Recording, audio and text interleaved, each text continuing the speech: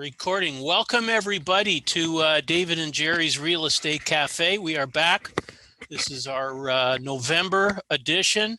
We're back into COVID-19 mode. We were Jerry and I were started making the circuit. We figured we could do some small gatherings. August, we were up at Jerry's place. We had a few people out there, and then last month we were in Hamilton. We had a few people around the table, and now we're back at home. But that's the way it goes. So we just have to roll with it. And fortunately, we have this amazing technology that allows us all to gather still and share ideas and conduct business.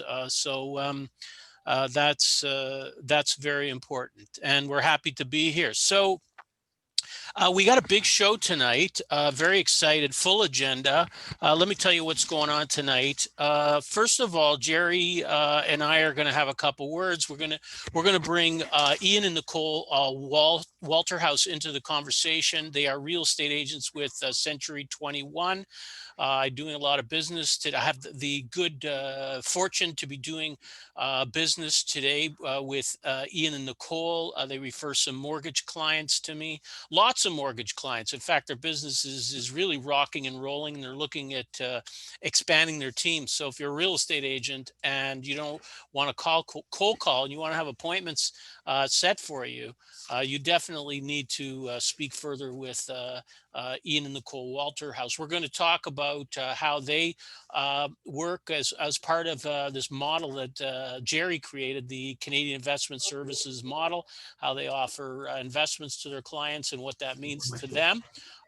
We're going to talk about holding investments in your corporation. Recently, we did an episode just for real estate agents. The new personal real estate corporation is something that is permitted now. So we had a session of it. We're going to talk a little bit from a general perspective about holding real estate in your corporation. And Mel and Dave may want to weigh in on that. I know they're going to talk to us tonight, give us some investment tips.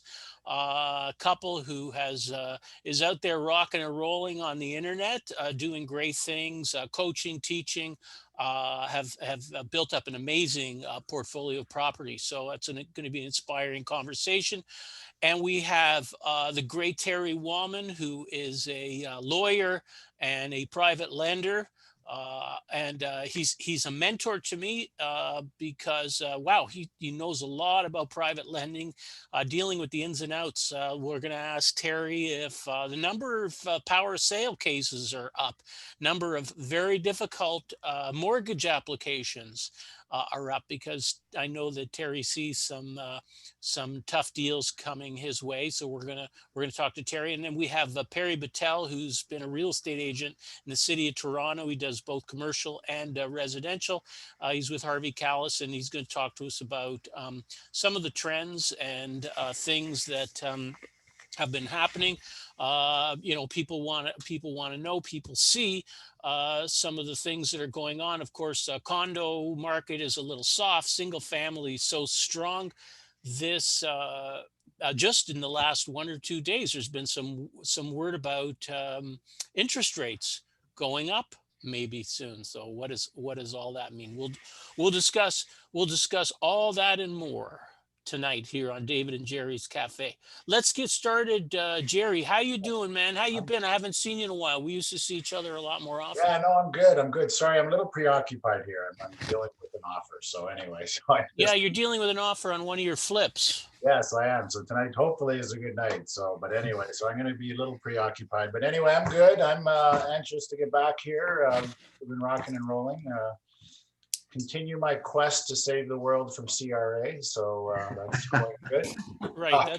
That's excellent. And we have a regular session that we do every time we gather. It's called Tax Talk. And yes, today, the Tax Talk special edition of Tax Talk today. Tell us how is it a special edition today, Jerry? And then we'll bring Ian and Nicole into the conversation.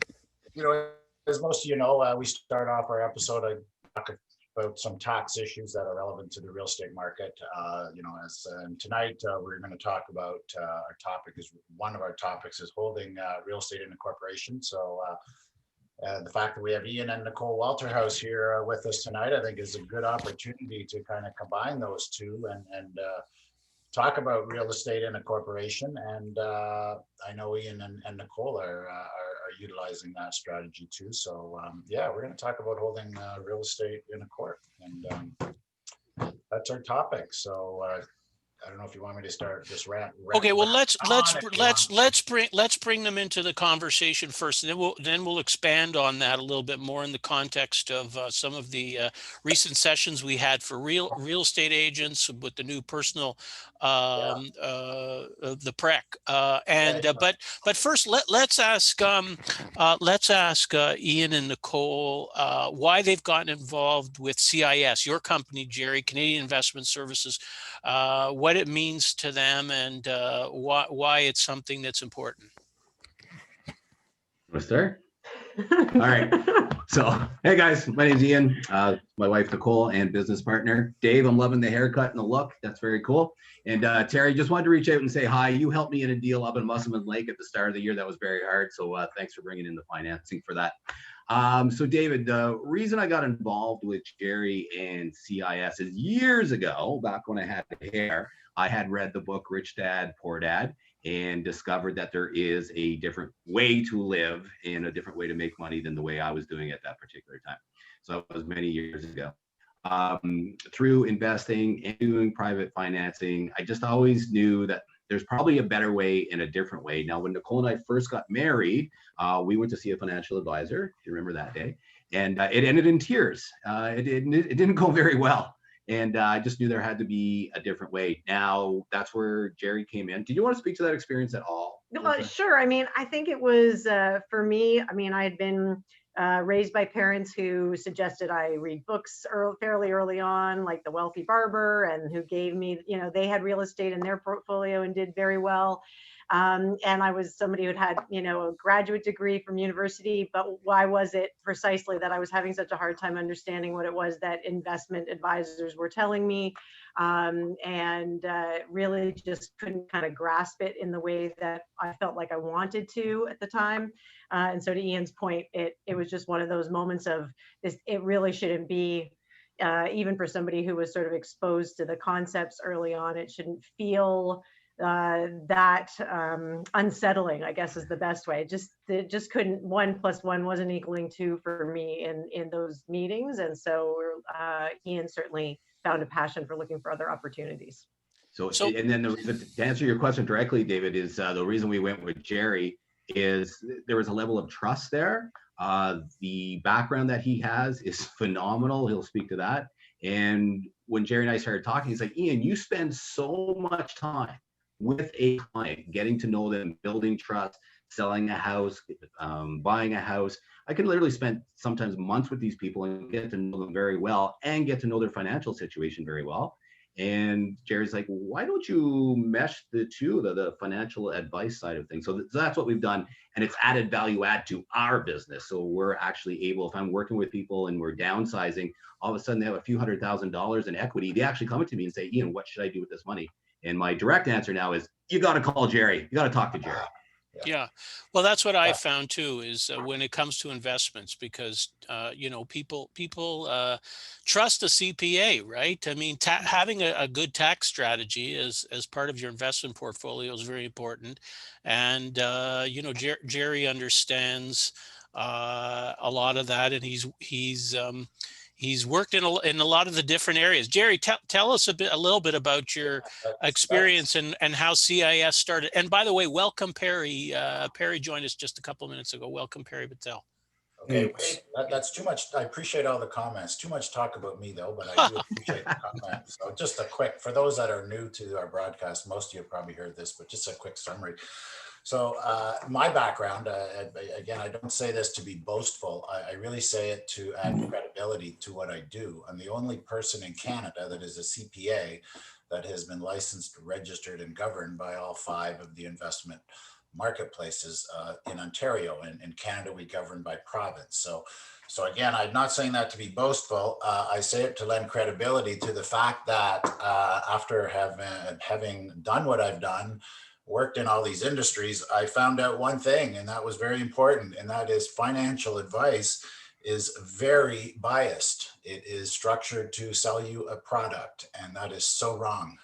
So I had a real epiphany when I realized this and go, wow, everybody in the I shouldn't say everybody, most people in the investment industry are really just selling a product. And in most cases, it's a product that people don't even want or need. And so that was an enlightening moment that I always thought there's got to be a better way. And unfortunately, it's not the fault of the advisors. It's the fault of the industry. The industry is structured real bad. The industry is structured that when you get an investment license, your fiduciary responsibility, which should be with the client, all of a sudden switches to the company that you're licensed with. And what happens then? The company says, here, sell these things. These are our products. Just sell them and don't sell anything else. So when Nicole had mentioned something about like, why, something doesn't seem right. We all like real estate. So why aren't our advisors talking to us about real estate? The banks, hate to pick on the banks, but I will. You walk in there and next thing you know, you're in mutual funds. And the next thing, when you start talking to them, but well, geez, what about real estate? Oh my God, don't be doing that. Oh my God, that's so risky. Oh, no, you don't want to do that. So the advice people get is very skewed, biased, and I just think that is so wrong. So anyway, my mission was to create a company that is completely unbiased. And the only way that we can honestly say that is to not hold any investment licenses. So I do not hold any investment licenses, which allows me to do two things. I can go into any of these 5 regulated marketplaces, and I need to go there through a licensed advisor. And I can also then go into the real estate market, fix and flips, limited partnerships, joint ventures, a lot of the things that average investors would like to get involved in more on a retail level. So that's what we've created. It's worked out really well. I kind of position myself between the client and the investment marketplace. So, if a client just goes into the investment marketplace themselves, they're going to get trapped. They're going to deal with a licensed advisor in a very small sector of the overall investment marketplace. We kind of take them, hold their hand, explain to them our business model is to educate people, to inform them, to put them in a better position to make decisions, not so much on their own, but with us. So our clients, all of our clients are invested in things they choose to be invested in, not something that we're selling them. So completely different model. It's refreshing. People that grasp it get it. And then with that model, I can go to the industries. I can go to the real estate industry and go, I'm not saying it's a better way, but it's a supplement to what you're doing. Same with mortgage agents and real estate agents. I always thought, okay, you're out there, you're experts, you're talking, you're dealing with real estate. Why don't you supplement your business model? And that's not just to realtors and mortgage agents, it's to anybody. Anybody can supplement what they're doing now. And we all like real estate. We all talk to people. So expand that business model and talk to them about real estate. Even a real estate agent, you want to sell a property. So if you're talking to your client about buying a rental property, that's your business. You want to sell that property. You're actually giving investment advice. But not everybody is in a position to buy a real estate property. That maybe they don't want to be a landlord. Maybe they don't have the resources. Very easy follow-up conversation. Well, if you don't want to own a real estate by yourself, why don't you own a real estate as a group? Real estate income trusts, residential real estate income trust, probably one of the best things out there. The proper residential real estate income trust, probably the best investment option out there. You're a real estate owner. You're just doing it as a group. You're not dealing with the issues of a landlord, but I still think being your own landlord is still the best thing you can possibly do. It just doesn't apply to everybody. But Okay, so So that's we'll the business model in general terms. And okay, so we'll talk on another episode. We'll get into some more details about some of those investment options and products. But can you give us, Jerry, do a little tax talk for us, please, on investing in a corporation? Age old question: at what point, when, and why would people want to invest or hold real estate in a corporation? yeah, so a question that gets asked a lot. And it's very misunderstood. So, surprisingly, by a lot of people. But a corporation, there's two main reasons to incorporate. One is legal, one is tax. So when you get legal advice, you get it from a lawyer. Now, a lawyer is there to protect you from liability, and in all probability, a lawyer is going to tell you, yes, incorporate, because their job is to protect you from liability. And that makes a lot of sense. So one of the reasons that you incorporate is liability. The other reason is tax. And then you go to an accountant and we tell you all the reasons why you may or may not want to incorporate from a tax point of view. The often asked question, I'm going to buy a property, should I put it in a corporation? Maybe. Okay, but the bigger thing, a corporation, the greatest value for a corporation is to flow income through it and pay 12.5% tax and retain 87.5% dollars. That's the biggest thing. Okay, so first, there's two components to a real estate, to buying real estate. One is the asset itself, and the other is the cash flow. So if we, just if all the money, if you didn't have a corporation and all your money was personal and you're going to go buy a rental property and you ask me, should I put it in a corporation? From a tax point of view, the answer might be no. Okay. But if you have the ability to earn income through a corporation, save up those 87.5 dollars, then the answer is 100% yes. So again, there's two components we look at: cash flow or the asset. Now, if you didn't have a corp and you're going to buy your first real estate property, should you put it in a corp? Maybe, probably, certainly saving from liability. There's not a whole bunch of extra tools that we have in the corporation for that rental property that we don't already have on your personal tax return. Okay, so it's a bigger discussion. In that same discussion, that corporation, we could get into, well, you can use your corporation with that real estate property in there. It can become a good retirement tool, a retirement income tool, which it is. Okay, if you're just going to own, if your goal is to earn multiple properties, it makes a lot of sense to start using real estate corps. So it's not as simple as yes or no.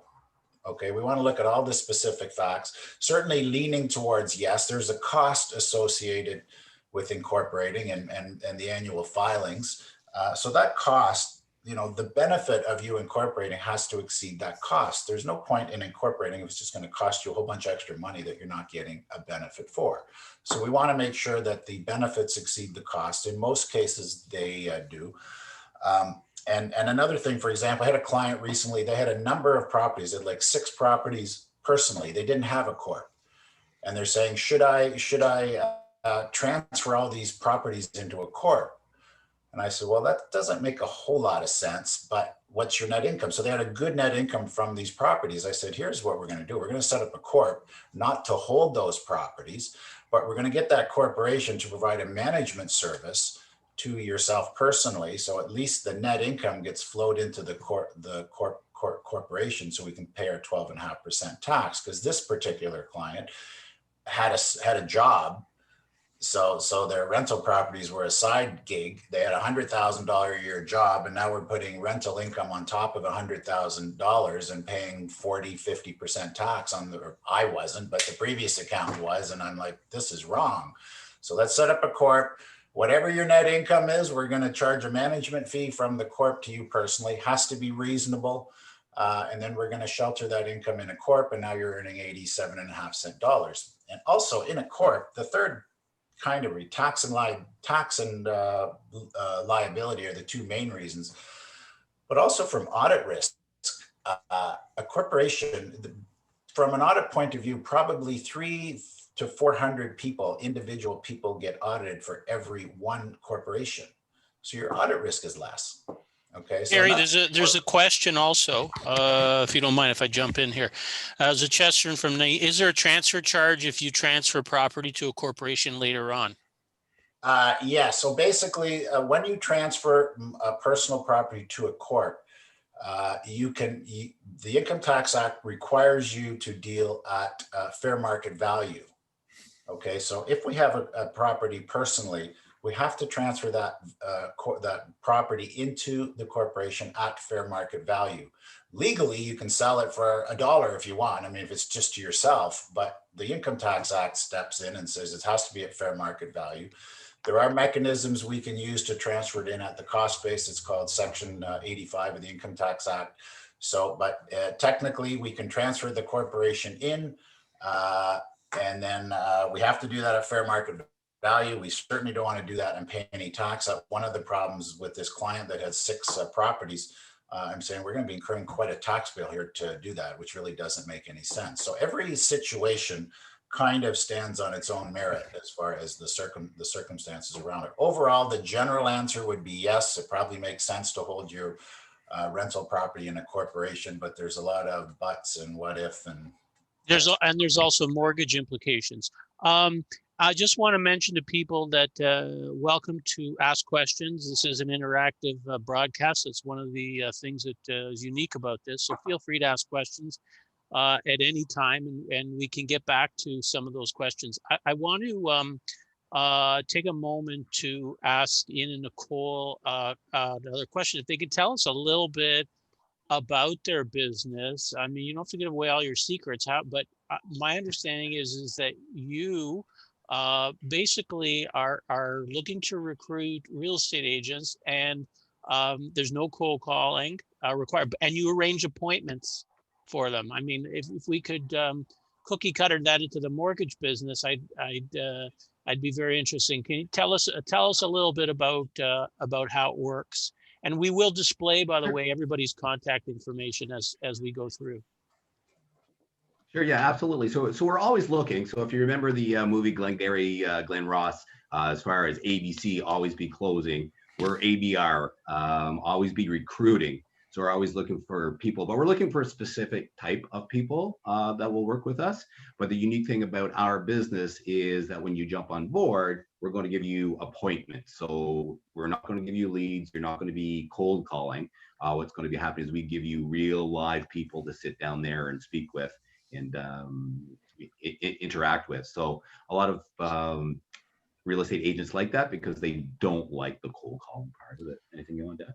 Yeah, I mean, I think just the model itself is really meant. I actually have not been in real estate very long at all. I was in the corporate world for many years, and sort of the idea that I might ask the salesperson to run a marketing campaign sort of seems funny from the perspective of, you know, why it is that you got into the line of work that you got into, the skills that you like to use. And when Ian got into real estate many years ago, it was so clear to me that he was, you know, juggling so many different roles and responsibilities, and lots of agents don't know that's actually what they're signing up for when they're starting out. So it's really just an opportunity for us to use sort of the best of roles and responsibilities and ensure that those who are fantastic at sales and relationship building can really focus on that. And many of the other aspects, administrative, marketing, and otherwise, can be dealt with by people who have that kind of expertise. Yeah, I think that's very big because that is, you know, half the job is knowing what you're doing and the other half of it is finding customers. So if you guys can help with that part of it and let people focus on the sales part, that is really huge because I know, Nicole, you've had a background in corporate marketing and communication. So really a powerful team. That's part of the theme tonight. Soon we're going to talk to Mel and Dave as well, who make up also a very powerful couple team. But I want to bring Terry Wallman into the conversation now. And then Ian and Nicole, if you guys, we're going to be talking about the real estate market and such. So, you know, at any point, you're welcome to weigh in as we can carry on the conversation to tonight. We plan to wrap up by 9 o'clock. Terry Wallman, how you doing, man? Good to see you. Good to see you too, Dave, and everybody else there. Yeah.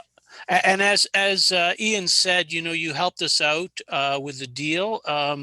recently, the very tough deal, and you've helped me out in the past on some deal. For those of you who don't know, Terry Wallman is a private mortgage lender, and he's also a lawyer with the firm Wallman, Cater and Stone. And so as a private lender and a lawyer, you are in court. You see some things that would probably spin people's heads. And I had the opportunity to to be in your office once with a borrower, and I used these words on one of my recent marketing campaigns. They were very wise words. When somebody's, think, oh, can I get the mortgage? Can I get the mortgage? Well, do you really want the mortgage? There is no shame in renting. Do you see a lot of cases, Terry, where you might just want to say to people, look, really, maybe you should be selling it. And what are you seeing lately? Are you seeing a higher volume of inquiries, and are people running out of cash? What's happening out there in the private world? There is so much cash and there's so many houses, and we're talking about houses, and there's so much confusion over what people can do and can't do. It's incredible. Our power of sales on the increase. I would say they are definitely on the increase. Everyone has had the last 8 months of a semi-holiday. I wouldn't call it a real holiday because I couldn't go away, but other than the cottage and golf. But the last 8 months, we'll call it the first 6 months of the big bank deferrals, have now come and gone. And the banks are all reporting that the number of people on deferrals is down to negligible numbers. But what they're not telling you is that the courts were closed for 7 months. Not one default file got through the courts. Not one power of sale got through the courts during that time period. And the courts have just reopened in late September for that process to start. And they're backlogged, as can be well imagined, but there's an avalanche coming. It's already started, but it's coming. There's an avalanche. So yes, I've seen an uptick in the default remedy side because I do that work, but I also do the defend work. I also bail out mortgagors that are in trouble, and also existing mortgagees that need to recover their monies. What else can I tell you? Terry, can you tell us about the difference between foreclosure and power of sale? When I learned that in Canada, when somebody's in default, usually it's power of sale, but it's not only power of sale. Are there many cases of foreclosure versus power of sale, and what's essentially the difference? Well, a power of sale, I'm going to tell you what it is and what it's not. So for those that don't know what a power of sale is, it's a twofold process. It is a notice. It gives the mortgagor, the borrower, time to cure the default. You can redeem the mortgage. Redeeming the mortgage means paying out the mortgage in full. If it's not a matured mortgage, they can cure by paying up the arrears, the costs, the charges, and get back on track. It also provides the legal mechanism for conveying title to the property if the people do not cure, if they do not redeem. So that's a two-step process. It gives the borrower notice, and it also gives the mortgagee lender the ability to convey away title. But what it's not is it's not a remedy to evict people from their properties. And that is a big misunderstanding out there in the marketplace. When people say, I'm under power of sale, they don't really know what that means. You cannot get evicted from the property if you're in the property until you have been served with a statement of claim, which is not a power of sale notice. A statement of claim is a court procedure where you've issued Your borrower has time to defend if there is a defense. Lacking a defense, there's going to be a judgment. The judgment grants you the right to possession, the mortgagee the right to possession. And then you have the sheriff serve that writ of possession that notifies the borrower, the homeowner, that they have to be out by a certain time, or the sheriff shows up and says, hi, it's time for you to leave. Does that help? Yes, it does. Terry, you mentioned that you're seeing, given a backlog, you're seeing an avalanche. So you have a kind of an inside view that a lot of people don't have. Most people see the headlines and the market's hot and interest rates are low. What are your feelings? Is this impacting the way you lend, and what's your perception of where we might be in 6 months or a year from now? Well, I'll start with that. In a year from now, I believe that the market will be much softer than it is now. It's incredible how wonderful it's been. The values have gone up. Of course, other people on the panel will attest to that. The rates are historically low, even more than we said last year this time. Last year we said they're historically low. Well, they went lower. They've never been this low before. The banks are now begging you to take their money. And I'm seeing, I don't know about the rest of you, but I'm seeing 1.3% on variable rate mortgages, 1.3, 1.5. It's incredible.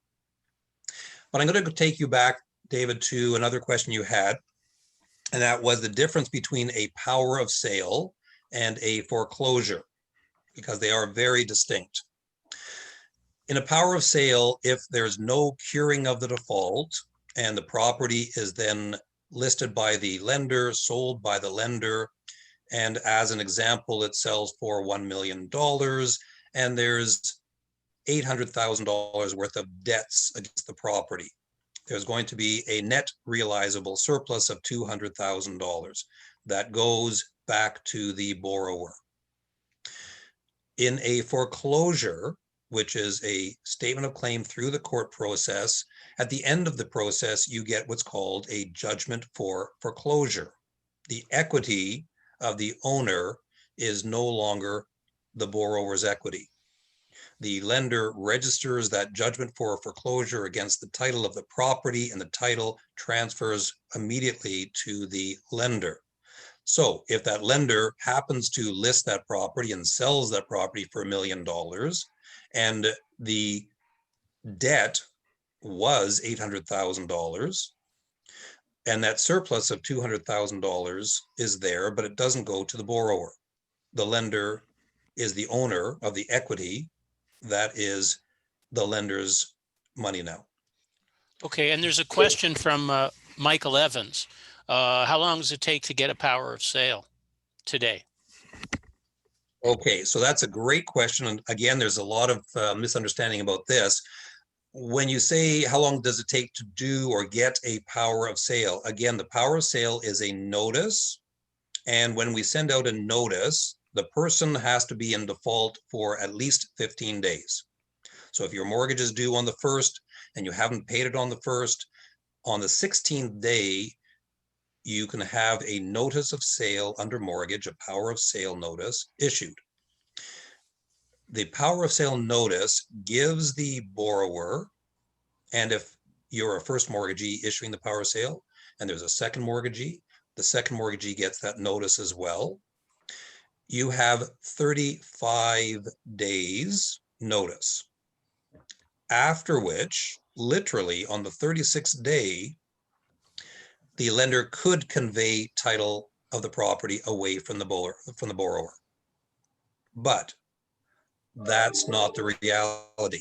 The reality is there's a homeowner living in the property, and you have to get that person out first in order to give vacant possession. So I think the question really is, how long does it take a lender from start to finish, from the date there's default through the process of a demand letter, an issuance of the statement of claim, serving that claim on the borrower?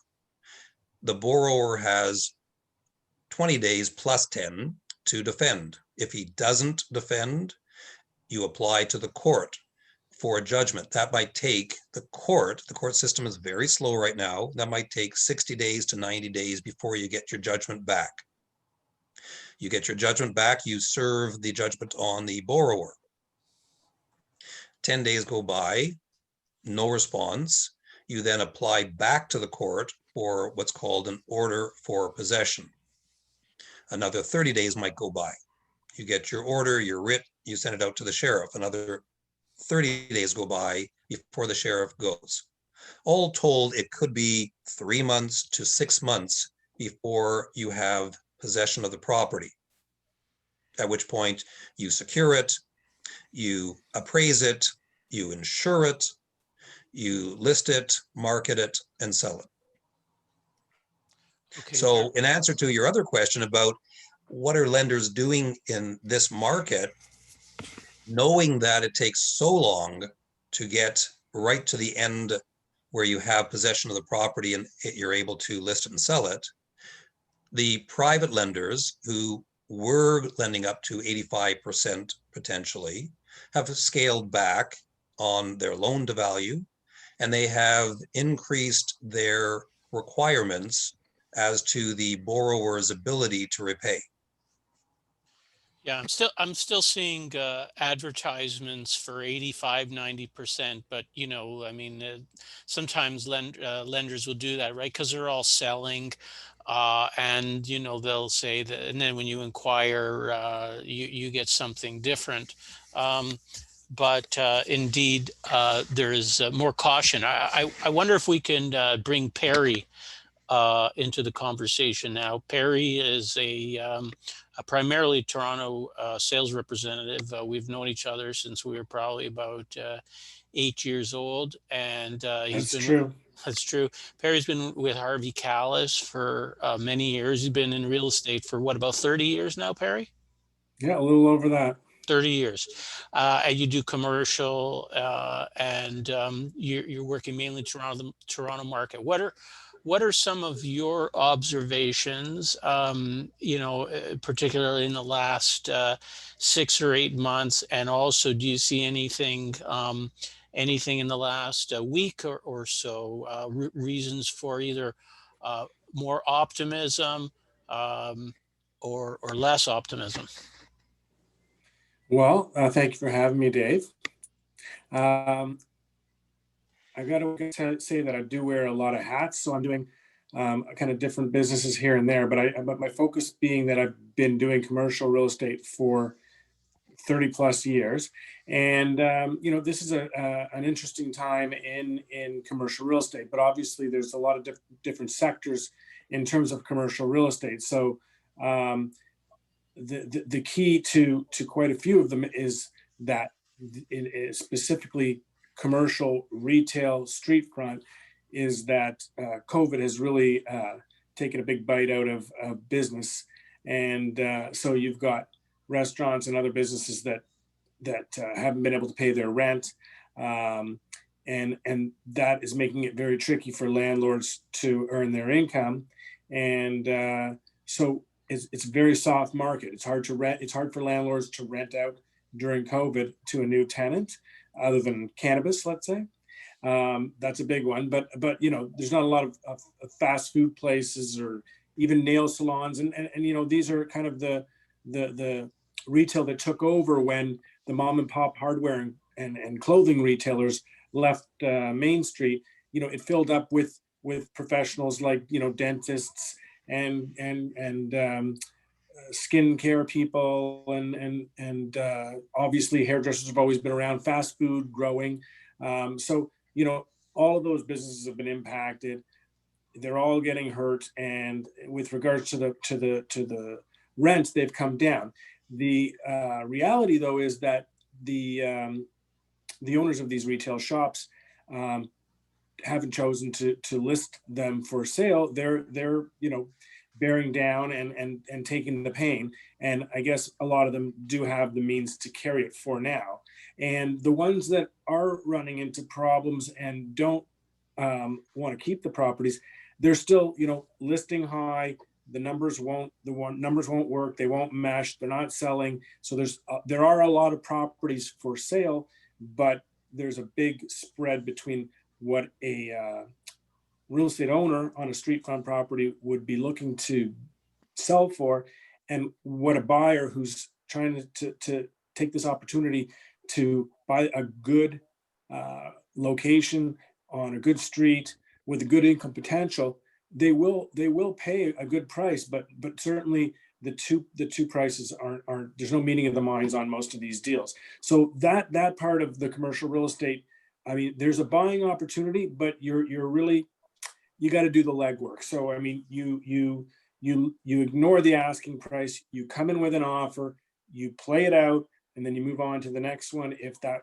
person doesn't become reasonable. And that's really the only way you're going to get a reasonable deal. It won't be a steal, but certainly pay less than you would have had to pay in the last couple of years.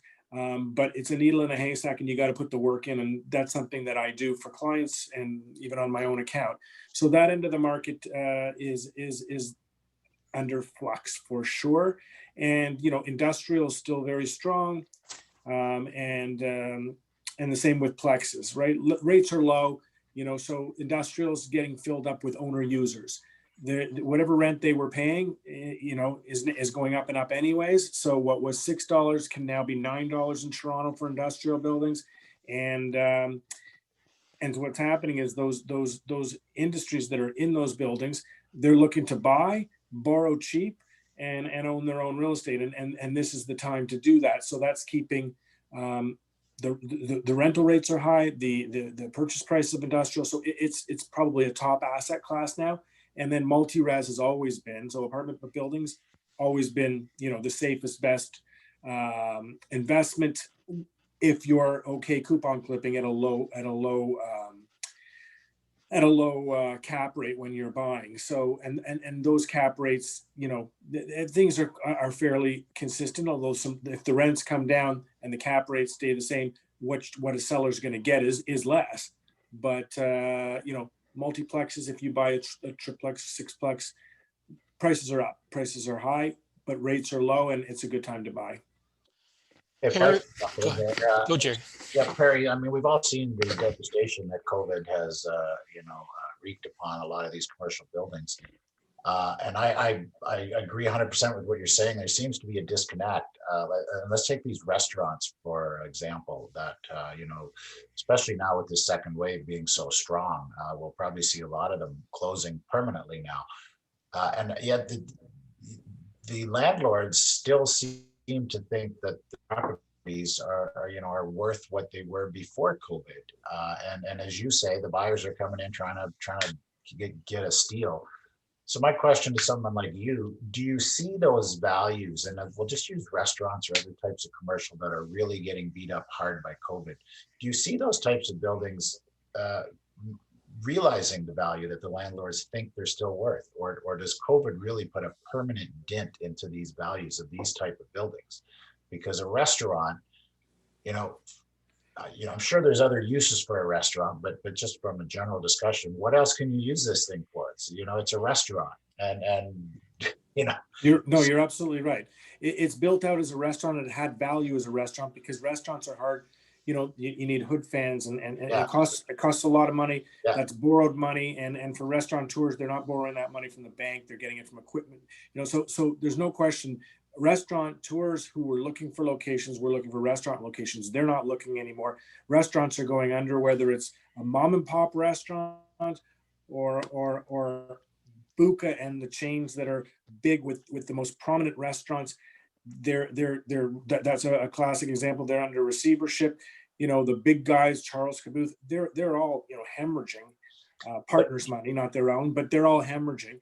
And the answer to your question is it really depends how strong these owners are.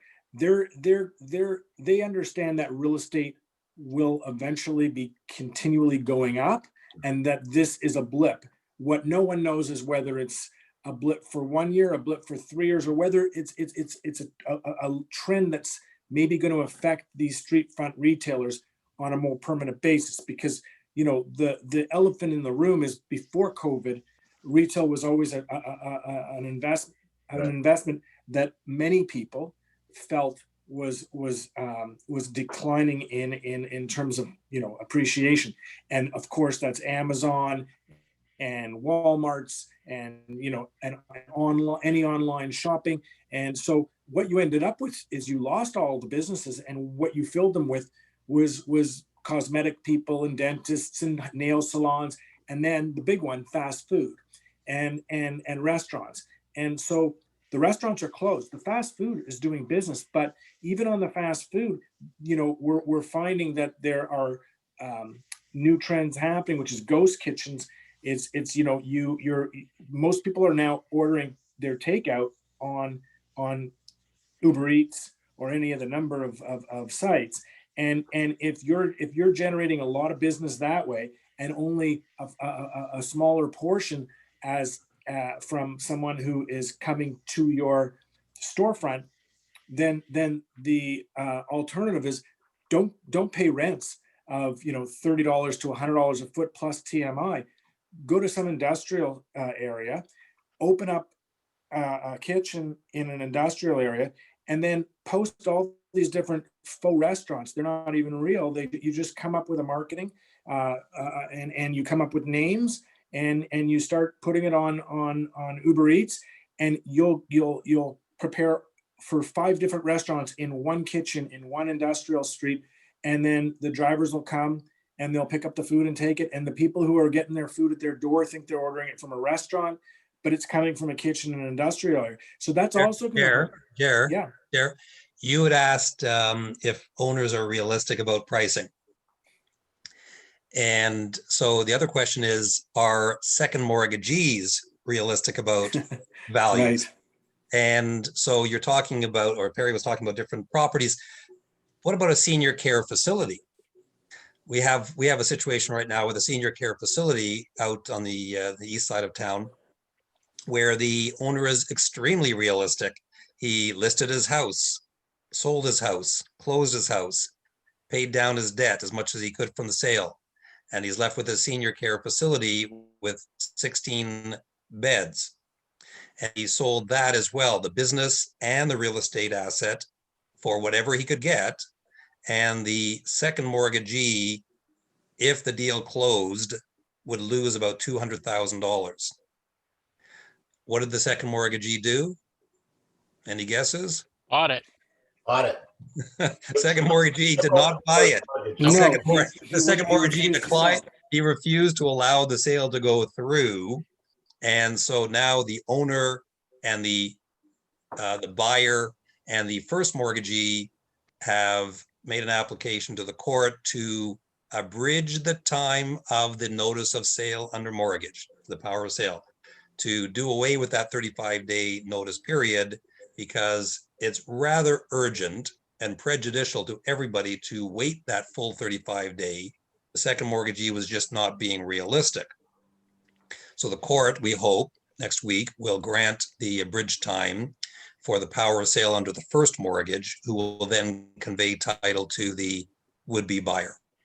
Terry, in your example, the only reason it was an issue is because the power sale, because the owner had not been, was not under power sale. Had the first mortgagee done a power sale, then the second mortgagee would have had no option as to where, had no stake in this. Yeah, this he could only particular sue after borrower. the fact, but Right. But this guy did all the right things, and for that, it actually is up till now hurt him more than if he just kind of let the first mortgagee do his The owner do was the dirty deed for him, right? The owner was doing the right thing. The owner was Hold on, definitely. I'm trying to understand this. So the second mortgage prevented the sale? Yes. sale? Yeah. I'll give you the example. Let's say it's a $2 million sale, $1 million for the bricks and sticks, and $1 million for the business loan. The first mortgage debt is 900. The second mortgage debt was $1 million plus. Yeah. The second mortgagee is not going to get anything from the bricks and sticks. He would get from the business, but he didn't think this through and said, I'm not letting this deal go through. I'm not getting full payment. I'm not letting this deal go through. Some people just don't get it. Okay, I'd like to bring Mel and Dave into the conversation. We can come back to this. There are also questions I just want to mention to the panelists. So at your leisure, you can check out in the chat and also in the Q&A, and we'll come back to that. But let's bring Mel and Dave into the discussion. So the theme, one of the themes that we're hearing is the shit is hitting the fan. So Mel and Dave, you've been doing what you've been doing for a while, buying properties, looking for deals, doing what you do. Can you tell us, like, what have you seen in the last, 6 or 8 months? Do you see more opportunities? Are you thinking that there are going to be more opportunities, or are you kind of pulling back and saying, let's wait and see? Yeah, and thanks for having us. Yeah, thanks. Hi, everyone. Yeah, honestly, we've seen tons of opportunities throughout all of this. And we have not held back. We've continued to grow. In fact, it's been in the past 2 months, it's been some of our best months. We've purchased over 100 units. And our strategies, for those who don't know who we are, we're all about buying properties using our own money and without joint venture partners. So that's our strategy. And we've seen a lot of opportunities because we make it, number one, a win-win. You got to make it a number one with whoever you're going to be doing business with. But because some people don't want to, for example, perhaps invest in stocks. So they want to put their money into real estate investing. Some owners do want to sell their properties, but they don't have an exit strategy. They may be at that age, or for whatever reason they decide, this whole stress of COVID, I have enough of this, I want to exit, I want to sell my property, but I don't have an exit strategy. And then we're going to come by, we're going to pay them interest, of course, as part of doing that. And we're also they also have the tax benefit with tax deferral, right, throughout the years as well. So we've seen a lot of opportunities. So I'm not really much. No. I'm sure you'll add on something. No, I love there's lawyers, there's accountants, there's mortgage brokers and real estate agents. This is our world here. I love it. Yeah, nice. And the structures and the taxes, I love it. Anyway, I agree with everything you guys were saying, the private lending. I love that Terry was saying he sees an avalanche coming, because we're ready for it. Hey, bring on the deals. People that have to sell their assets, we're gonna be more than happy, and we're ready to purchase. So, and that's the thing, is we're seeing is, like Mel said, so there was 5 deals that equates to over 100 units in the last couple of months that we purchased. And 3 out of the 5 deals, the sellers were, let's say, in their 60s, 70s. They had the building for 30 plus years, and this whole COVID thing put them over the edge, and they're like, I'm done with this, right? I don't want to deal with this anymore. So they were more than happy. They held back second mortgages of 35% loan to value, right? So we, as you were saying earlier, because when we get into the deal, we deal with B lenders, private money that's a little more expensive, but then we use none of our own money. We 100% finance the deal, and then we reposition, renovate the asset, refinance, and bring it to an A lender and pay everyone back, right? That's the rinse and repeat. So we have seen the initial first charge mortgages, they have, like you were saying, they have dropped their initial loan to value. We're seeing, I've seen 55, 65. So anyway, so now with COVID, the owner's a little bit more aggressive. They're willing to hold bigger vendor takebacks. Like the one guy, he's holding $770,000 as a second mortgage on a $2.2 million building, right? So, and that's what I'm happy to see Terry say is the avalanche is coming, because these sellers, not that I want them to be distressed, but if they come to a point where, hey, I'm going to lose this anyway, I might as well sell it, and maybe the equity I've got, put it into a mortgage. That could be win-win for sellers trying to get out and for buyers trying to get in. So I see it as, I'm liking the market right now, to be honest with you. It's definitely a win-win. And Mel and Dave, when there's mortgages on title, private mortgages typically, and you're buying either from the owner directly or buying under a power of sale scenario, the difference, of course, is under a power of sale from a private, there's a good chance that the private will allow for happy to take a vendor take back mortgage, even up to 95%. I don't know if you've experienced that or not, but we certainly do that with a lot of our lender crowd, where we'll sell, vendor take back 95% even. Yeah, no, yeah. Oh, sorry, go ahead. No, I was just going to say, because it's an interesting topic, that the avalanche that you both have spoken about, I mean, I can't see that coming from multi-unit residential buildings, or am I wrong? Because multi-unit residential buildings are really, COVID hasn't affected them. Like, tell me if I'm wrong. You're still collecting your rent. I've got a lot of them. I haven't missed any rent. Well, I would say, Jerry, that there's always something going on with somebody going up. Someone's going up and someone's going down. Someone's getting older. They're not getting younger. So as an example, I don't know, Mel, Dave, maybe you bought this, I think it was a 17-unit apartment building in Windsor for $1.3 million the other day. I don't know if that's yours or not. But they came to us for financing, and we said, absolutely. I mean, it was a no-brainer deal to finance it. And the history of it was, some Toronto buyer had seen it, had put an offer in, had got it, and then walked away because he couldn't get the financing. And this new person stepped in and bought it for $200,000 less. So yes, what you're saying, Jerry, is across the whole spectrum, sure, they're holding up in values, but sometimes you have someone that owns it that might be ill or tired of it and says it's time to let it go. Yeah, They're also with regards to apartment buildings, I mean, they've had it easy, so that you've had 100% occupancy, great raising rents. So even if you're old and tired, you weren't inclined to give something up like that, and you're watching it go up in value because the rents are going up and up and up. Then COVID hits, and basically it's the first time in years that you sit there and you go, you know, maybe now is the right time. So it's not because they're distressed, and it's not because, you know, it's like Terry said, they're getting older, and they ended up with some tenants not paying rent, with some vacancies. A bunch of people moved out and went back to live with their parents. So all of a sudden it wasn't quite as pretty. Now for anyone, you, me, or someone else, it's like, no problem. That's still a great asset to own. But for them, it was a time to transition. It's the right opportunity to say, you know what, maybe let me get out now. And it's like Terry said, you're not going to get a whole bunch of money off, but even if whatever savings you get to buy now is a win-win. So the seller isn't going to get killed because he's selling during COVID. It just might be that he sells it for, you know, a percentage lower than he would have been able to pre-COVID, but there's a reason for that, and that's because there's a little bit of vacancy and some tenants that aren't paying rent. The buyer's going to be great because, you know, that asset class will recover completely, and it won't be long until it does. So, you know, unlike street front retail, and everything, it has its ups and downs, but that asset class is fairly recession tight, we'll say.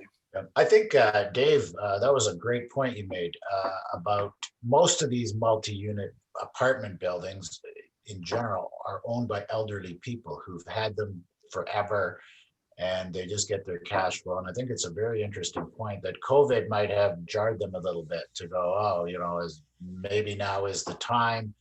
Even if they're collecting their rents, there might be a fear that, I'm not going to get my rent. So maybe that's just the catalyst that has turned them from buy and hold to, maybe now's a good time to sell. So just curious, because, I first of all, Mel and Dave, congratulations on what you built. I mean, I don't know you. Somehow your branding has entered my world, so I've heard about you.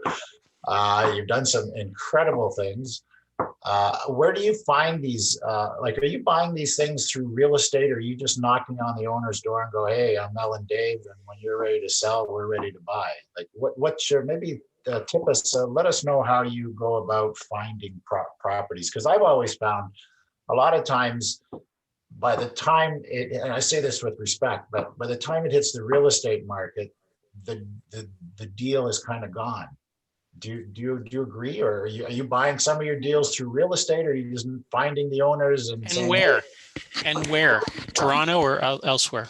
And Yeah, also, good question. all of the above, Jerry. I mean, it's real estate is a numbers game, and Yes. I am gonna find as many deals as possible, because if I'm looking at 20 deals a week and my neighbor is only looking at 2 deals a week, statistically, who's gonna win?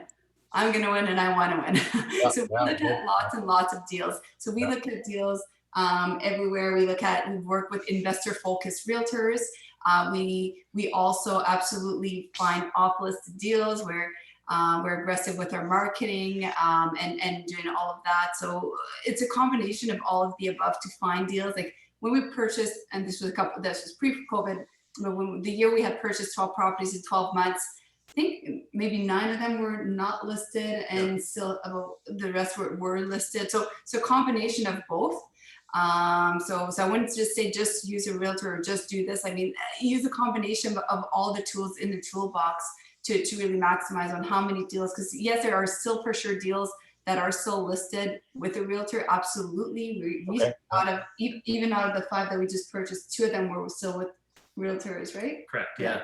Okay, so you are going through realtors on some of them. On some, yeah. Interesting story. A client, they bought an apartment building. I'm like, that's great. That's interesting. How did you where did you come up with this? And he says he drove by and he looked at he's driven by the apartment a number of times, and it started to get more worn down and more worn down. And you could see that the landlord wasn't reinvesting the net rent back into the building. So he started to look so bad that he just found out who owned the building and said, hey, what's going on with your building? Like, you're not taking care of your building. And the guy, no, I want to sell it. I'm ready to sell now. So that's how this person bought that building, by just driving by and seeing a rundown building that, so they just reached out to the owner and said, hey.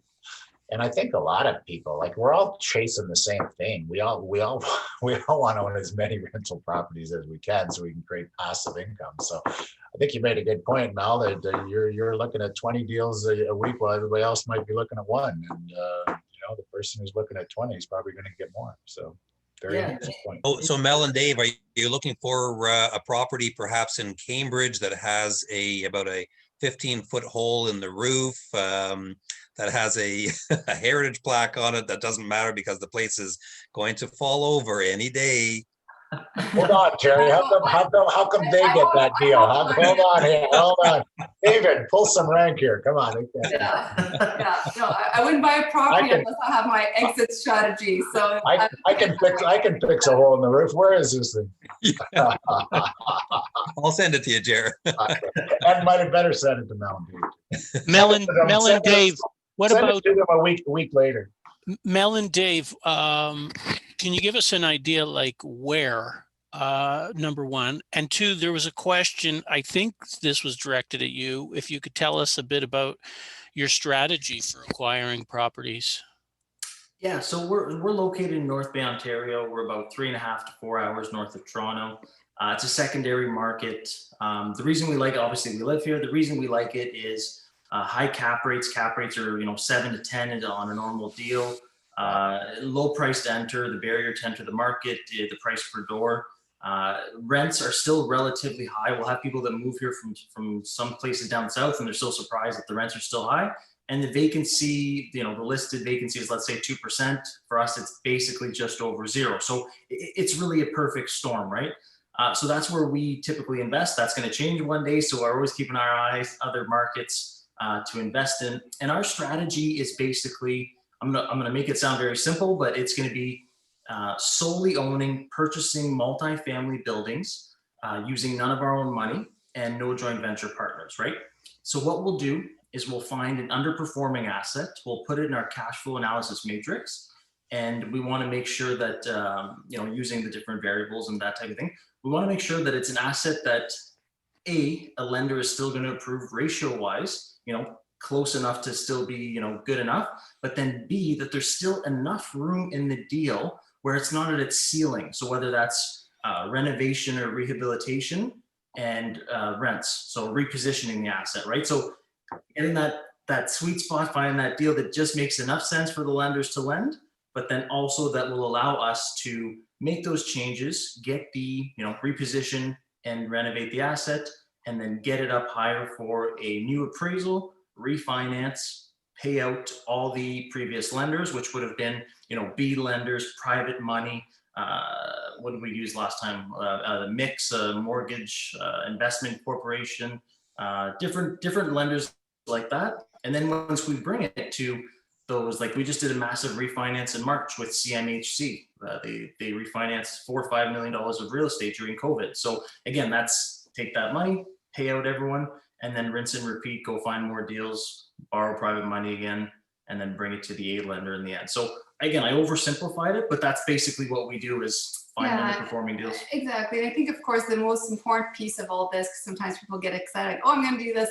Yes, but you have to, of course, do due diligence. You have to absolutely always ensure to have your exit strategy as well, right? So you have owner financing, or you can use somebody's RSPs to buy properties, or there's different ways that you can get 100% deals using of your own money. However, of course, realizing what's your exit strategy, how are you going to pay those people back? So this is something that needs to be pre-calculated, so that way way in advance. And how do I have my exit strategy before I even go into a deal? So that's what we do. We never enter before, unless we know our exit before we enter. And I know Terry's a private lender and a lawyer, and I'm sure he'd appreciate it. I'm never going to take someone's money unless I'm already 100% sure, and I've got a few A, B, and C exit strategies. So, and that's what we tell everyone: don't touch a cent of money unless you know how you're going to pay it back, because that's how you get into trouble. And that's a good point. It goes on both ways. Whether somebody out there is a private lender, you should know exactly how that person's going to pay you. They should be able to show you. And I mean, we do this all the time. We use our cash flow matrix, has a 4-way pill on one side to make sure the deal makes sense. On the other side, it shows the exit strategy. So that way the person can actually take it. They'll take it to their accountant quite often. Again, we have the whole team here tonight. They'll take it to their accountant so they can review it to see if it's strategic. Is there a clear exit strategy? If there's not, for yourself, if you're an investor, you should be doing it. And if you're a lender, you shouldn't be probably doing business with somebody unless you can see the exit strategy. So are all your properties in North Bay? As of right now, yes, correct. Wow, you know what? I'm so jealous hearing that. I'll tell you why. Because 4 or 5 years ago, my son went to Nipissing for teachers, and I took him up there, and I looked around, and like, what a beautiful city. And then I started looking around at the prices of everything. And when we first went up, he'd already rented a spot with a friend, and I was telling him, hey, we got to buy some property up here. This seems to work up here as far as the prices of everything. And we never got it together because he went to school, and I had to go up once in a while to see him. But I thought, what an opportunity in North Bay, and it's kind of interesting to see that you've capitalized on that and really tapped into that market. Question from Raj for Mel and Dave: typical price per door, and then I want to bring Ian and Nicole back into the conversation. Go ahead. Yeah, for sure. And Raj, in this particular market, let's say when I'm underwriting a deal, I'll do somewhere between 80 to 100K a door. Now I'm not saying that this won't work anywhere that it's not that price per door, but in North Bay, let's say, I've seen them appraised as high as 130, 140, 150. So I'm just use conservative numbers like that, the 80 to 100, so that I'm building in a cushion into my exit strategy. So, but again, that is what the market is here. So don't think that it has to be 100K per door for this type of strategy to work. So it works everywhere. You just kind of adjust all the numbers to work in different types of markets. What about all these little towns around North Bay? I can't remember if I used to referee up there, and there's a little town to the left. To go towards Sudbury, all these little towns, they seem to have all these apartment buildings and Calendar. What's that? Calendar. No, what's about 15 minutes out of North Bay on 17? What's that? There's Sturgeon Falls, and there's Sturgeon. That's it, Sturgeon. Yeah. So, I mean, are there opportunities there, or are you just stay in North Bay? There are. It's kind of the same thing as North Bay, a little bit not as strong a market. So we have looked at deals there, and it's more like logistics. Because we have our property management in North Bay, if I can find a deal here in Sturgeon, I'm going to find it here because it's just logistic. But nothing wrong with Sturgeon Falls or Sudbury, an hour down the road, same thing. Right. And the thing that I really want people to know is, so that this is the strategy, and we're doing a secondary market. And we have people in our mentorship program that do it throughout North America. If you can work in a hot market to work in a secondary market. Like, I'm looking at secondary markets. There's some in northern BC as well. There's some, in all of the provinces. So it's not just a 4 hours north of Toronto. These strategies and other people's money and creative financing works all over the place. So don't let that stop you. Okay, I want to bring Ian and Nicole into the conversation. Ian, Nicole, what are you guys seeing out there? I mean, I know you're based out of Stouffville, and you've been doing some waterfront and a lot of buyers because, as I mentioned earlier, I have the good fortune to be referred for mortgages for some of these buyers. Generally speaking, what are you seeing? What are you hearing from buyers and sellers? Yeah, for sure. Well, my buyers are getting beat up bad. It's it's crazy out there. It's much better to have the listing. So I deal York and Durham, doing a lot of work out in Durham right now. And of course, we're seeing a lot of properties are set up for the multiple offers. So they'll list on the Thursday and they'll take multiple offers on a Tuesday if that's what they choose to do. By the way, Ian, we've lost your video for some reason. I can't. Oh, there we are. Okay, good. Yeah, please go ahead. Okay, it's my son playing Fortnite, taking all the bandwidth downstairs. Okay. So again, what we're seeing is a lot of the buyers are getting beat up. We're coming in over asking and coming in firm, unfortunately. Very reminiscent of the market in 2016, 2017, where things were just going crazy, and again with the low interest rates. So. Okay, so things are happening. We have some question. There was a question that somebody had, and this might be for Terry. From a private lending perspective, do you recommend reducing or increasing my exposure to further deals as a lender? This is from Jerry with a J.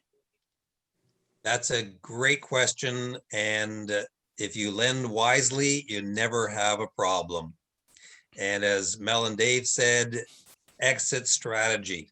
So exit strategy is not just for the borrower, it is also for the lender.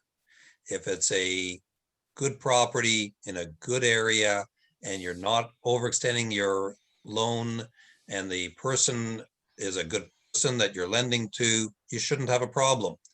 If you're lending in Cambridge, for instance, where the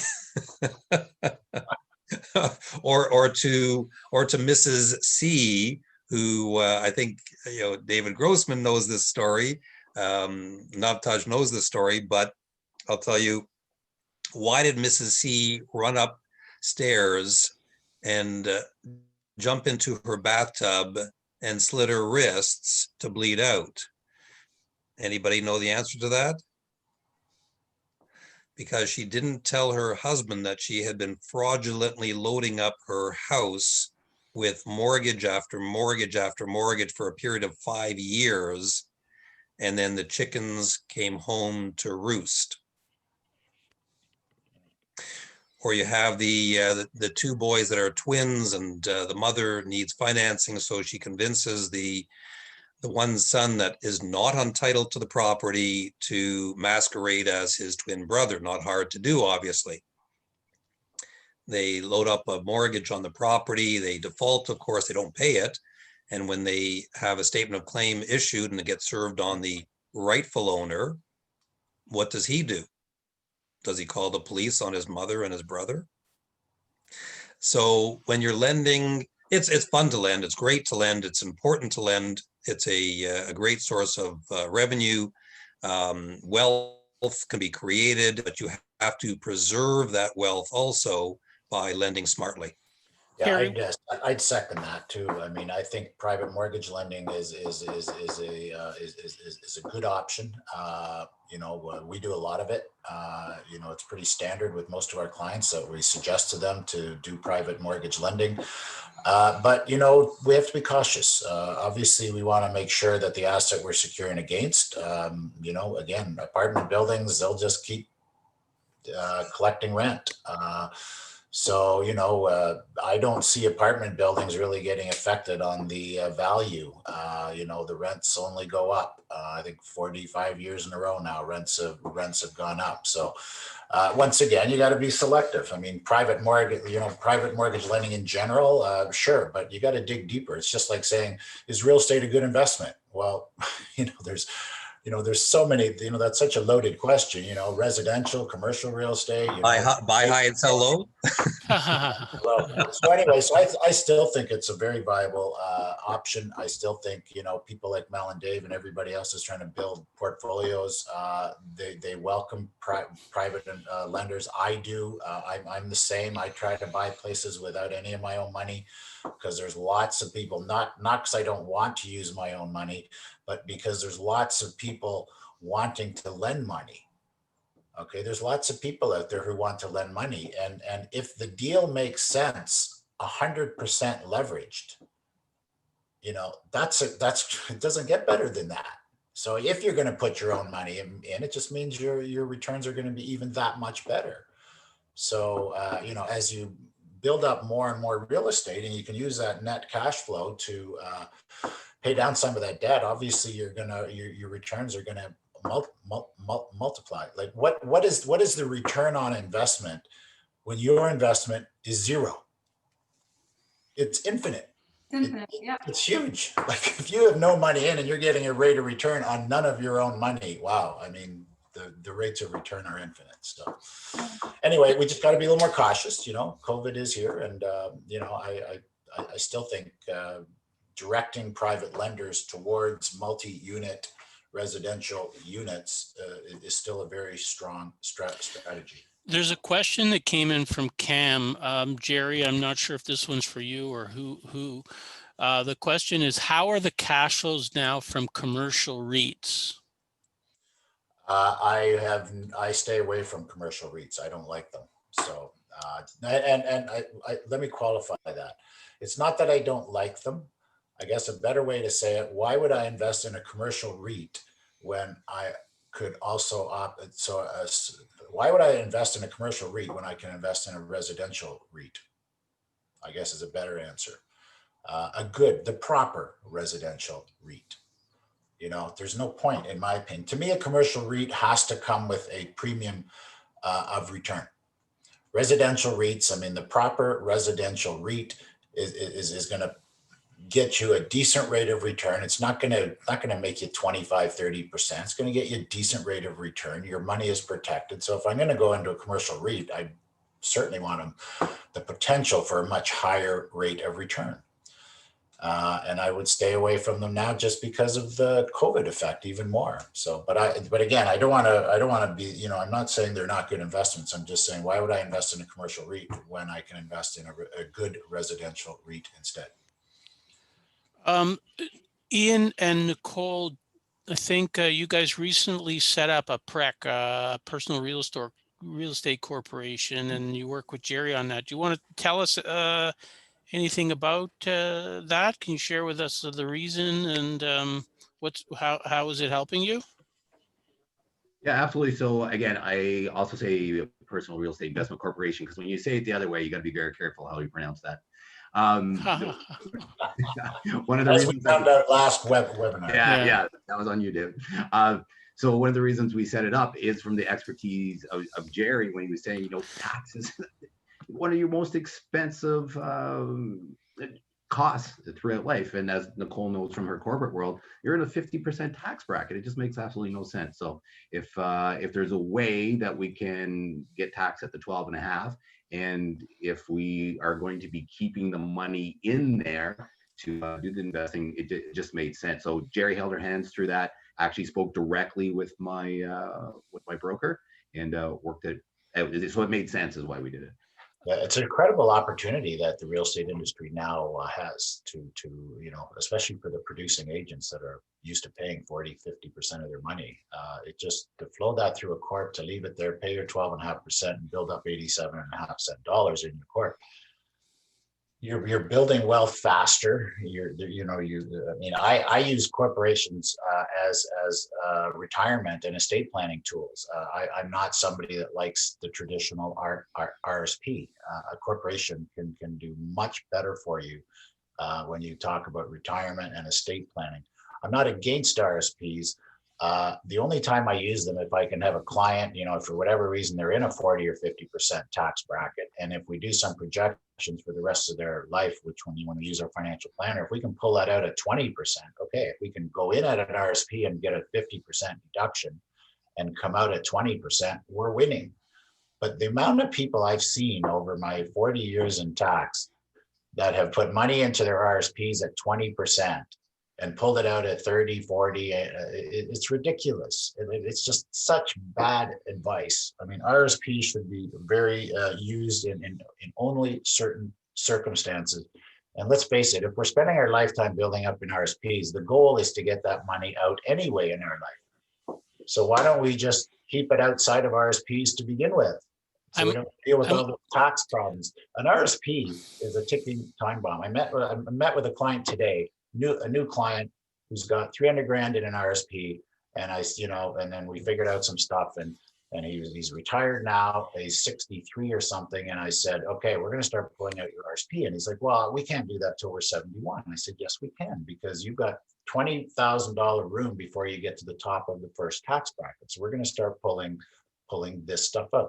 Here was a client with 300 grand in RSPs that did not know that that's going to be fully taxable. I said, who's the beneficiaries of your RSP? He said, well, my 2 kids. I said, great. Well, you're going to pay full pop on tax when you pass through your estate. And he's like, what? I didn't know that. And I said, well, who's been telling you to put all this money into these RSPs? Well, the bank. Okay, there you go. So I'm dealing with a couple now. They really want to buy a house. They don't have enough cash down payment. They've got $800,000 in RSPs. Mel and Dave, we were talking earlier about holding real estate in a corporation. Do you have a general mode of operation? How do you decide, and what do you guys typically do? Yeah, and it was funny. I was laughing when Jerry and Terry were talking, because initially we had 6 properties. We talked to three accountants and a couple of lawyers, and then in 2017 we bought 12 properties in 12 months. So then we came back with 18 properties personally owned, and we said, hey, and they went, what's wrong with you? And we said, you said this was fine. So anyway, I laugh at the fact that we brought those into corporations. Now we have we're going to be opening our 5th real estate corporation. So we own everything in real estate in corporations. We have 4, and we're opening 5 for the refinance. They want to move, the accounts want to move stuff around. So 5 real estate companies. We have our property management company. We have our investor Mel Dave company, and then we have a holdco company that we shoot all the money to and play the tax game with. So I love structures. I love talking to lawyers and accountants. I have a monthly meeting with my lawyers. I have a monthly meeting with my accountants, and we just try and figure I always call it an onion. How am I going to layer up to keep me as far away from my assets as possible? So I enjoyed when you guys were talking earlier about all that stuff. So 5 corps, are you using 5 corps just to hold separate real estate? Correct. So we're doing it for mostly liability, right? Once we hit somewhere between 7 and 10 mil of real estate, then we open another corporation for liability. And I know it might be overkill, but I just like because the lawyers would love it, and Terry can attest, the lawyers would love it if I opened a new corporation for every single real estate, because then it just sinks that ship. And then the accountants would love having just one corp, having one massive corp. So it's kind of marrying the two, and not being over the top. And that's where it's important when having a team and sometimes having both or the 3 of us talk, so that way you're getting both sides. You're getting the financial side, but you're also getting the whenever we create something as well. So we need the check mark from us, we need the check mark from the lawyer, and the check mark from the accountant. So not everyone has talked and yeah, everyone has to say. Sounds good. Sounds like you got a nice structure going there. Yeah, and that's the thing. So I agree with you 100%, Jerry. Like, once you start really buying real estate, if you're not using the power of corporations and the power of structures, you're not giving your accountants or your professionals enough wiggle room to do different things to help you save tax, right, legally. Yep. And you're not giving your lawyer a fighting chance if something happens liability-wise. No, I agree with you. It's more liability, because there's really no tax savings to have these 5 separate corps. We're not. No. I'm having to pay my review of engagement 5 times on these corporations So I don't like that part of it. But But if something happens, I know. future us would have There's some logic, without getting into a deeper discussion, there is some, retirement planning, estate planning benefits to having those multiple corps compared to a single corp. So I'll just leave it at that, but it sounds like you got a really good structure going there. Thank you. Mel and Dave, are they are the properties you own, are they all like multi-unit? Like, do you aim for 5 and above, or some of them duplexes and triplexes? What do you look for typically? I look for cash flow. I knew that was coming. So you hooked me up for that one. No, we have everything. I mean, we only have one single dwelling left, but we have duplexes, triplexes. Our biggest one's a 50-plex, the 17-plex, 24-plex. So kind of all over. We do look, of course, yes, at cash flow. Kidding aside, of course, that is important. But we will look again numbers. We recently purchased a 50-plex. We recently purchased a triplex. So if the numbers make sense, we'll again look at lots of deals, whether it's 2 doors or 3 doors, and see what makes sense. And of course, as always, what's our exit strategy on the property as well. So I got a question. So it's, we're talking about how you buy those houses. That's one side of the equation. The other side is to finance them. So as you say, we try to use none of our own money. We want to use A lenders, B lenders, C lenders, private lenders. Anybody will give us money. How have you built a database of lenders? And do your lenders provide RSP mortgage financing through their, do your lenders provide mortgage lending through their RSPs? Do you use any of them that use their RSPs to provide you funding? Okay, so good question. And I think the mix, and again, I'm not an expert on that kind of stuff. I let the mortgage brokers find the money and I underwrite the deals. So I'm pretty sure the mortgage investment or mortgage company. So mix, that can be registered money or non-registered money. But also, just for everybody out there, individual people, like for example, David, you said you had a client with 800,000 in an RSP. They can lend that $800,000 out inside of their RSP as a mortgage. Right.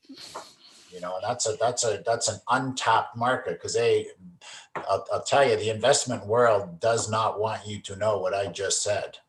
They don't want, because if that 800 grand is going to be lent in a mortgage, it's probably coming out of a bank mutual fund, and they're going to be very upset losing their 2.5% management fee on their mutual fund. So that's a little secret that the investment industry doesn't want anybody to know, but it's a great source of OPM. Yeah, I agree, and we've utilized that a few times now. One of the 5, no, not the 5 deals. So this is 6th one we didn't talk about, and we've done this with other buildings as well. So like creative financing, you can do anything, right? Legally, morally, and ethically. So we've bought in buildings where the owner has held a first mortgage of 80% because he's got the building paid off. We've had a lady with RSPs that's held a second mortgage up 100% loan to value. And then there's little qualms and things that you need to know when utilizing the RSPs and that.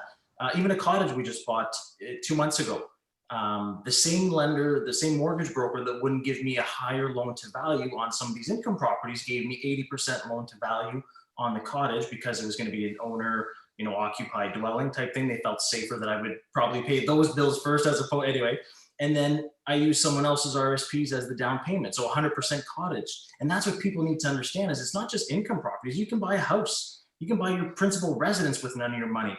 And I agree, Jerry, RSPs is an untapped, and that's why we love it. We utilize people's RSPs all the time for that type of thing. Yeah, first mortgages, second mortgages.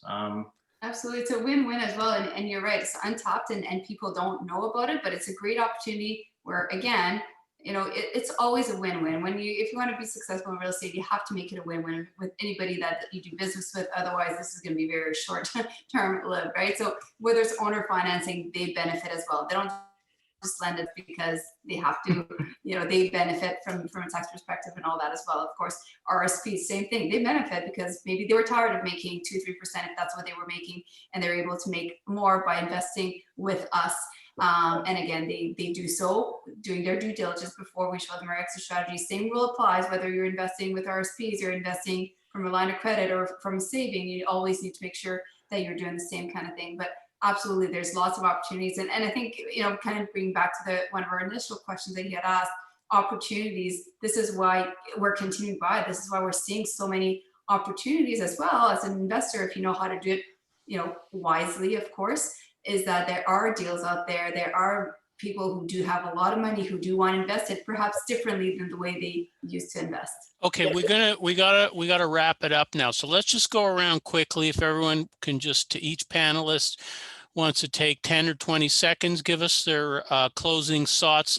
I just want to mention to our viewers, we had 27, we still have 27. So great retention. This will get posted and shared again on YouTube. So, we'll continue to get play, but those who are watching, I've put up people's contact information. Don't hesitate to call people directly if you want to discuss your particular case, your scenario, you want more information. Mel and Dave, closing thoughts from you guys? Go ahead. I'm just going to say, don't, limitless, right? If you use creative financing properly and owner financing, you can buy as much real estate as the numbers make sense. So. Okay, very good. Thank you. Terry Wallman. Lend wise. Lend wise. I think there's a lender by that name. And if you don't, and you get into trouble, just give me a shout. Call Terry. There you go. Great idea. Okay, Perry, closing thoughts. Well, I guess I just wanted to say that if you put in the effort and you have a real estate agent that'll work with you, there's great opportunities out there during COVID. It's just a lot of work to find the needle in the haystack. And with the rents on the apartments above stores so high, there's real opportunities to buy now. Excellent, Perry. Thank you. Ian and Nicole. So I would say, building on the theme of tonight's discussion around sort of, doing some things that not everybody's doing, like, using RSPs to invest.